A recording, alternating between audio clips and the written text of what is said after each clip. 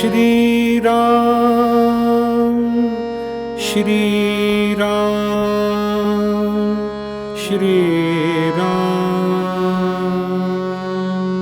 श्री राम। भजे विशेष सुंदरं समस्त पापखंडनं स्वभक्तचित्तरंजनं सदैव राममद्वयं सदैव राममद्वयं सदैव राममद्वयं जटाकलापशोभितं समस्तपापनाशकं स्वभक्तभीतिभञ्जनं भजेह राममद्वयं भजेह राममद्वयं भजेह राममद्वयं निजस्वरूपबोधकं कृपाकरं भवापहं समं शिवं निरञ्जनं भजेह राममद्वयं भजेह राममद्वयं भजेह राममद्वयं सह प्रपञ्चकल्पितं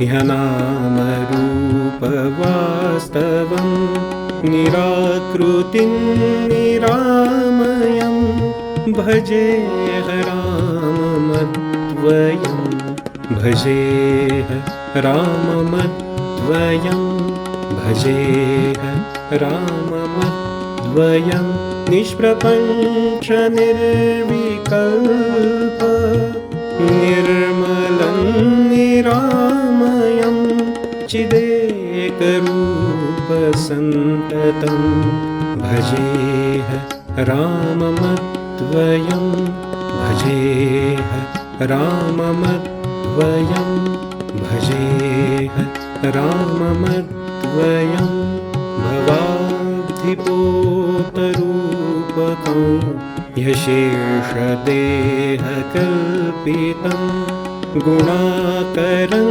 कृपाकरं भजेह राममद्वयं भजेह राममद्वयं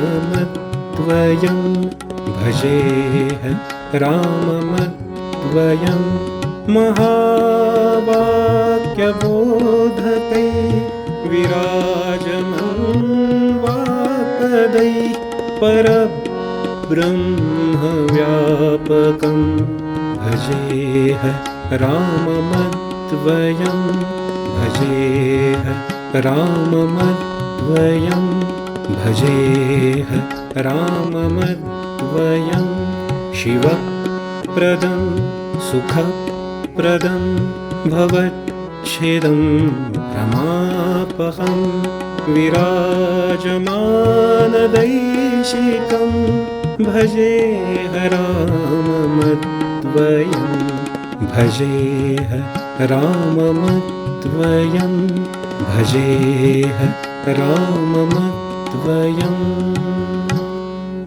रामाष्टकं पठति यः सुकरं सुपुण्यं व्यासेन भाषितमिदं शृणुते मनुष्यः विद्यां श्रियं विपुलसौख्यमनन्तकीर्तिं सम्प्राप्य देहविलये लभते च मोक्षम् सम्प्राप्य देहविलये लभते च मोक्षम् सम्प्राप्य देहविलये लभते च मोक्षम्। इति श्रीव्यासविरचितं श्रीरामाष्टकं सम्पूर्णम्।